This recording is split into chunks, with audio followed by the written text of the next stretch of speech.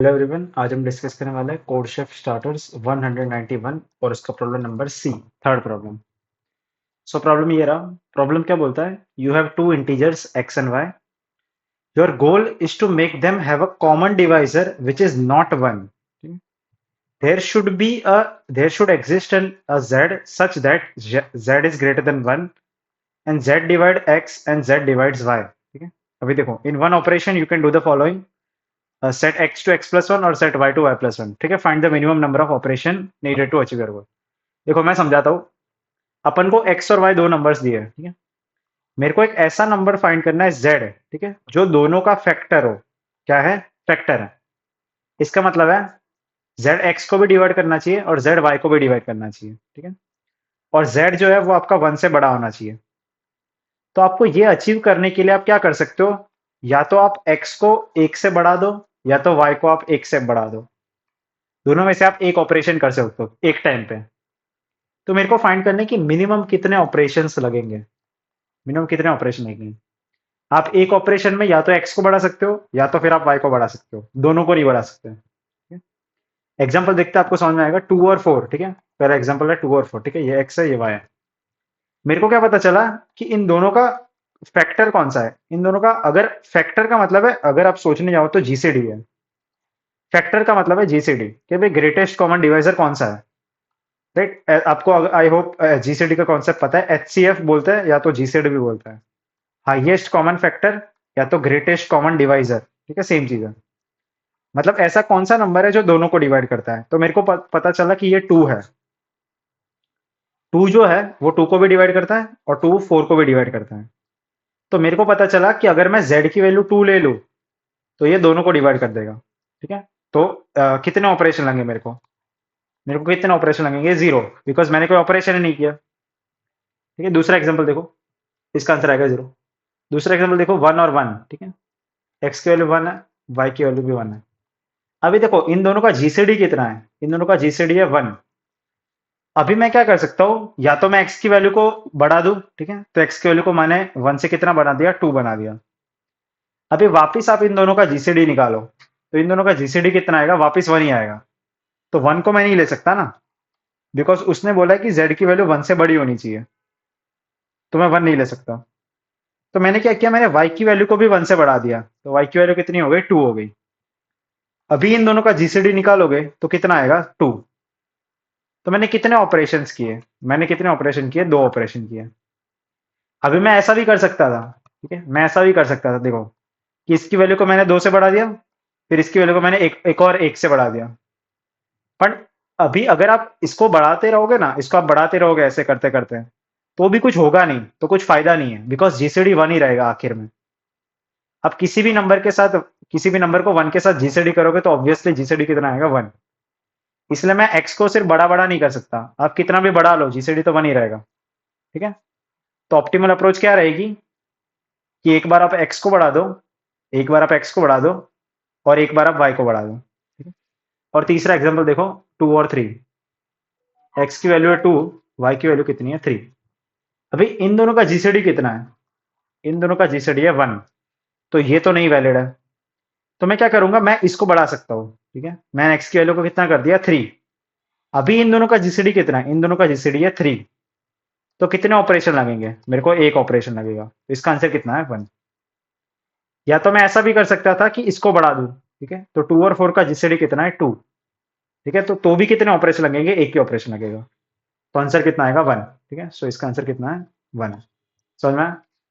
तो देखो, ऑब्जर्वेशन बहुत ब्यूटीफुल है। ऐसे जो क्वेश्चन है ना जिसमें आपको ऑपरेशंस फाइंड करने हैं और आपको ऐसा बोला है कि भाई एक एक से बढ़ा सकते हो या तो दो एक दो दो से बढ़ा सकते हो, ऐसा कुछ है, तो इसमें आपको सोचना है कि केसेस कितने पॉसिबल हैं, ठीक है। ये अप्रोच है इसकी कि भाई कितने केस पॉसिबल हैं, कि भाई मिनिमम ऑपरेशन कितने लगेंगे। तो मेरे को पता चला कि 3 टाइप के ऑपरेशन लगेंगे। या तो मेरा मिनिमम ऑपरेशन 0 है, या तो मेरा मिनिमम ऑपरेशन 1 है, या तो मेरे को मैक्सिमम 2 ऑपरेशन लग सकते हैं, इससे ज्यादा नहीं लगेंगे। 2 से ज्यादा आप लगा ही नहीं सकते। सोचो कैसे। तो मैथमेटिक्स क्या बोलता है, मैथ्स मेरे को ऐसा बोलता है कि मान लो दोनों नंबर इवन है। मान लो अगर दोनों नंबर इवन है तो दोनों का जीसीडी कितना आएगा, दोनों का जीसीडी 2 आएगा। सोचो, दोनों का जीसीडी कितना आएगा? 2 आएगा। कोई भी नंबर ले लो, ठीक है, मान लो 2 है और 6 है, इन दोनों का जीसीडी कितना है? 2। ठीक है, मान लो इधर 4 है और इधर 8 है, तो भी मतलब जीसीडी 4 आएगा। बट सोचने जाओ तो कोई भी नंबर ले लो आप, 2 ले, इसका फैक्टर क्या है? 2 है, 4 है, कोई 2 भी इसको डिवाइड करता है दोनों को, और 4 भी दोनों को डिवाइड करता है, ठीक है। तो डज नॉट मैटर आप किसको भी ले लो, बट कहने का मतलब है वो ऑलवेज 1 से बड़ा होगा। तो अगर दोनों इवन है तो इस केस में कितने ऑपरेशन लगेंगे मेरे को? 0 ऑपरेशन। समझ में आया? ये मेरे को एक ऑब्जर्वेशन मिली। फिर मेरे को पता चला कि मान लो एक इवन है और एक ऑड है, ठीक है, या तो फिर एक्स ऑड है और वाई इवन है। तो इस केस में क्या होगा? देखो, इस केस में क्या होगा, मान लो एक्स की वैल्यू 2 है, वाई की वैल्यू 3 है, ठीक है। तो इस केस में जीसीडी इसका कितना है? 1 है। अगर मैं इस इन दोनों में से किसी एक को भी बढ़ा देता हूं तो दोनों इवन हो जाएंगे। मैं ऐसा बोल दूं, दोनों क्या हो जाएंगे? इवन। तो कितने ऑपरेशंस लगे? एक ऑपरेशन लगा मेरे को। या तो फिर इसमें देख लो, इसमें 3 है, इसमें 6 है। अभी देखो ये ऑलरेडी इसका जीसीडी 3 है, तो फिर मैं कुछ नहीं करूंगा। तो इस केस में कितने ऑपरेशन लगेंगे? 0। तो देखो इसमें नक्की नहीं है, इसमें एक ऑपरेशन भी लग सकता है या तो 0 ऑपरेशन भी लग सकता है। तो कैसे पता चलेगा? ठीक है, तो देखो, इस ये जो क्वेश्चन है इसका अप्रोच बहुत सिंपल है। सबसे पहले मैं क्या चेक करूंगा? देखो, सबसे पहले मैंने चेक किया कि अगर दोनों का जो जीसीडी है, एक्स और वाई का जीसीडी है, अगर वो ऑलरेडी 1 से बड़ा है, अगर वो ऑलरेडी 1 से बड़ा है, इसका मतलब मान लो 3 और 6 है, इन दोनों का जीसीडी जो है वो ऑलरेडी 1 से बड़ा है, तो एक भी ऑपरेशन करने की जरूरत नहीं है ना, एक भी ऑपरेशन करने की जरूरत नहीं है। या तो फिर 2 और 4 है, इन दोनों का जीसीडी कितना है? इन दोनों का जीसीडी कितना है? 2, जो कि 1 से बड़ा है, तो ऑपरेशन कितने लगेंगे? 0। एक भी ऑपरेशन करने की नीड नहीं है, ठीक है। तो इसका अपना क्या प्रिंट करोगे? आप 0 प्रिंट करोगे। फिर दूसरा केस क्या पॉसिबल है कि अगर मान लो मैंने x को बढ़ा दिया और y को सेम रखा, और अब जीसीडी 1 से बड़ा है, तो कितने ऑपरेशन लगेंगे? एक ऑपरेशन लगेगा, सोचो, ठीक है। मान लो x की वैल्यू 2, y की वैल्यू 3, चलो उल्टा ले लो, इसकी 3 है, इसकी 2 है। अभी अगर मैं इसको 1 से बढ़ा दूं तो दोनों का जीसीडी कितना आ जाएगा? 2, ठीक है, जो कि सही है ना, जो कि सही है। तो ऑपरेशन कितने लगेंगे? एक। या तो उल्टा केस, ठीक है, या तो उल्टा केस, या तो मैं y को 1 से बढ़ा दूं तो इन दोनों का जीसीडी कितना आ जाएगा? 2, जो कि 1 से बड़ा है। तो कितने ऑपरेशन लगेंगे? एक। तो मेरे को पता चला कि अगर मैं x को 1 से बढ़ाता हूं तो कितने ऑपरेशन लगेंगे? एक। या तो फिर, और GCD of x comma y plus 1 should be greater than 1। समझना? या तो मैं x को 1 से बढ़ा दूं या तो मैं y को 1 से बढ़ा दूं। अगर ये जीसीडी इन दोनों का 1 से बड़ा है तो क्या प्रिंट करूंगा मैं? 1। वरना मेरे को दो ऑपरेशन करने ही पड़ेंगे, एल्स में मैं क्या प्रिंट करूंगा? 2। मेरे को दो ऑपरेशन मिनिमम करने ही पड़ेंगे। कैसे? मान लो एग्जांपल लेता है इसका 1 और 1 ही ले लो, x और y। तो मेरे को दोनों को एक एक से बढ़ाना ही पड़ेगा, ठीक है, तब जाके जीसीडी मेरा कितना होगा? 2 होगा। या तो फिर दोनों को प्राइम नंबर्स हैं, दोनों नंबर कैसे है? को प्राइम्स है। क्या बोलते हैं? को प्राइम्स। जैसे कि 5 है और 7 है। अभी देखो, अगर मैं इसको 6 करता हूं तो भी दोनों का कितना आएगा? तो भी आपको जीसीडी 1 आएगा इसका। 6 और 7 का जीसीडी कितना होता है? 1। तो भी नहीं हो रहा। फिर अगर मान लो 6 को मैं एक और से बढ़ाता हूँ, 7 करता हूँ, फिर जीसीडी 7 आएगा। जीसीडी 7 आएगा तो कितने ऑपरेशन लगेंगे? मेरे को दो ऑपरेशन लगेंगे।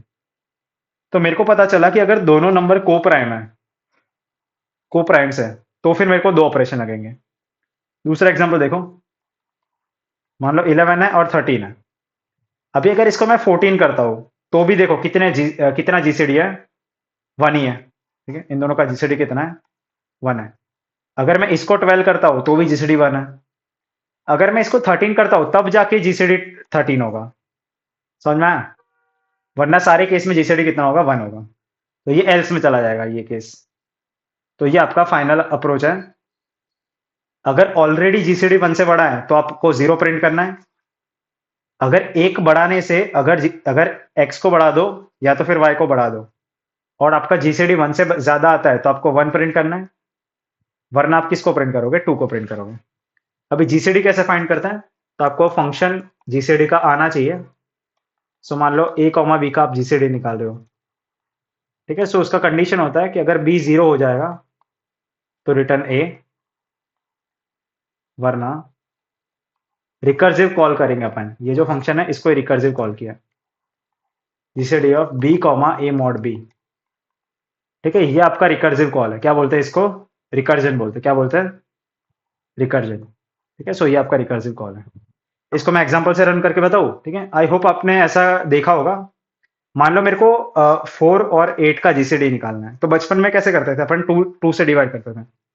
तो 2 2 ज़ा 4 और 2 4 ज़ा 8, फिर एक और बार 2 से डिवाइड करेंगे, 2 1 ज़ा 2, 2 2 ज़ा 4। अभी इन दोनों को किसी से डिवाइड नहीं कर सकते, तो अपन रुक जाएंगे और फिर इन दोनों नंबर को मल्टीप्लाई कर देंगे। तो 2 × 2 कितना होता है, 4। तो 4 और 8 का जीसीडी कितना आएगा, 4 आएगा। समझ में आया। 3 और 9 का निकालना है, 3 और 6 का, तो अपन किससे डिवाइड करेंगे, 3 से। 3 1 ज़ा 3, 3 2 ज़ा 6, तो फिर रुक जाएंगे अपन। तो इसका जीसीडी कितना आएगा, 3। समझ में आया? तो मैंने ऐसा बोला है कि अगर 4 और 8 है, ठीक है, ये ए और बी है, तो इसके बाद क्या आएगा, तो 8 B mod A, sorry B comma A mod B, ठीक है। तो पहले 8 को मैं ऐसे ही लिखूंगा, और A mod B, 4 mod A, 4 mod 8 कितना आता है, 4, ठीक है। 4 मॉड 8 कितना आएगा, 4। फिर वापस मैं यही करूंगा, ठीक है। मैं बी को इधर लिख दूंगा, और A mod B, 8 mod 4, 8 mod 4 कितना आता है, 0 आता है। तो मैं रुक गया। फिर देखो जैसे ही बी 0 हो गया, इसका मतलब क्या है, आपका आंसर क्या आ जाएगा, ए, ठीक है। तो देखो 4 आंसर आ गया ना, समझना। 3 और 6 का एग्जाम्पल देखो। सबसे पहले मैं क्या करूंगा, अगर बी 0 है तो रुक जाएंगे अपन, ठीक है। जैसे ही बी 0 आ जाएगा अपन रुक जाएंगे। वरना मैं क्या रिटर्न करूंगा, B comma A mod B, मतलब पहले बी लिखूंगा मैं, और फिर ए मॉड बी, ठीक है, मतलब 3 मॉड 6। 3 मॉड 6 कितना होता है, 3। अभी ये लिखने का मतलब क्या है, अपन डिसेंडिंग ऑर्डर में एक्चुअली लिख रहे हैं उसको, ठीक है। अभी वापस देखो, ये हो गया। फिर बी को मैं इधर लिखूंगा, और 6 मॉड 3, 6 मॉड 3 कितना होता है, 0। तो जैसे ही 0 आ गया अपन रुक जाएंगे। तो आपका आंसर क्या आ जाएगा, 3। आपका जो ए है वो आंसर है। तो ऐसे जीसीडी का फंक्शन चल रहा है। आई होप आपको जीसीडी का फंक्शन बनाना आता है, ठीक है। अगर नहीं आता तो किसी के वीडियो देख सकते हो आप, बाकी मैंने थोड़ा समझा दिया है। तो देखो कोड करते हैं इसका, काफ़ी लंबा मैंने सिखा दिया आपको। एक्चुअली कोड में कुछ था नहीं, ठीक है। तो टेस्ट केस वाला इनपुट है, तो पहले टेस्ट केस को इनपुट लेंगे।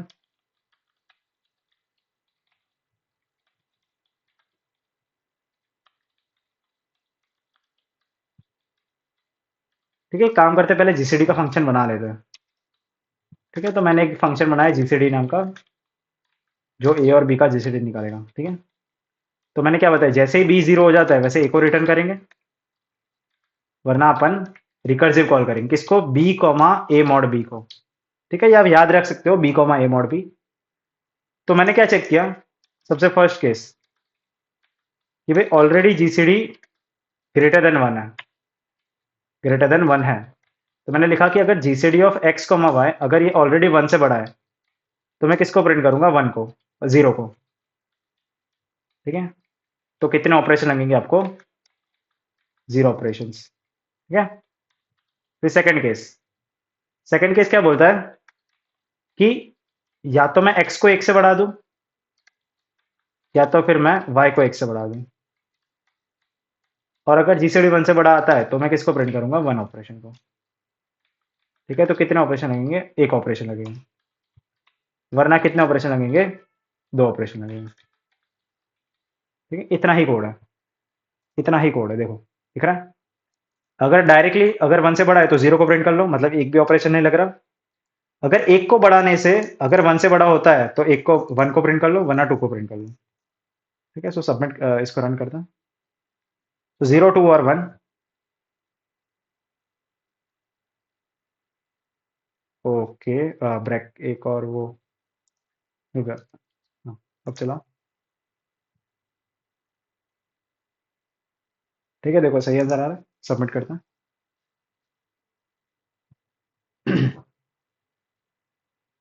ठीक है, डन। सही आंसर आ गया। अभी जावा का कोड करेंगे।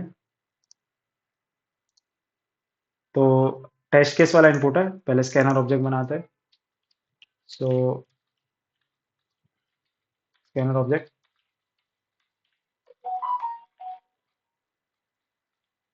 ठीक है, फिर पहले टेस्ट केस को इनपुट लेंगे।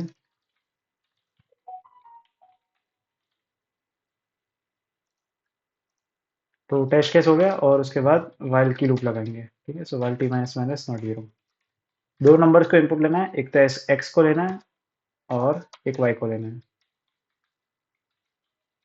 ठीक है। सो एक्स और वाई को ले लिया। अभी देखो मेरे को जीसीडी निकालना है, बरोबर। तो पहले मैं जीसीडी का फंक्शन बनाता हूँ, ठीक है। सो मैं एक फंक्शन बनाया जीसीडी नाम का, किसका जीसीडी निकालेंगे अपन, ए और बी का। तो मैंने क्या बताया जीसीडी कैसे निकालते हैं, अपन चेक करेंगे कि अगर बी जीरो है तो रिटर्न ए, मतलब ए को रिटर्न किया, वरना यही फंक्शन को अपन रिकर्सिवली कॉल करेंगे, ठीक है। तो इसको रिकर्जन बोलते हैं, ठीक है। तो रिकर्जन में क्या लिखेंगे, B comma A mod B, ठीक है। इसको आप याद रख सकते हो, बाकी लॉजिक मैंने समझाया, डन।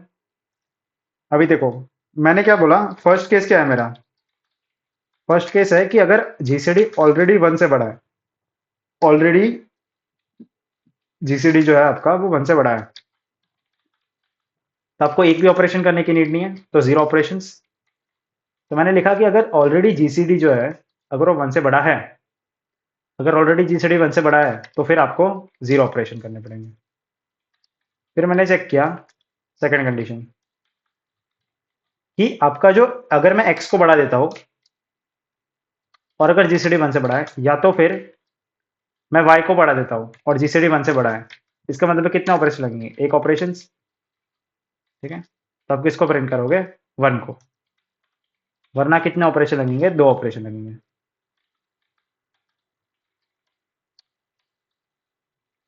ठीक है। समझना, या तो ऑलरेडी जीसीडी एक से बड़ा है तो कुछ करने की जरूरत नहीं है। अगर किसी भी एक नंबर को बढ़ाने से जीसीडी आपका वन से बड़ा हो जाता है तो आपको एक ऑपरेशन लगेगा, वरना आपको कितने ऑपरेशन लगेंगे, दो ऑपरेशन लगेंगे, समझ में आया?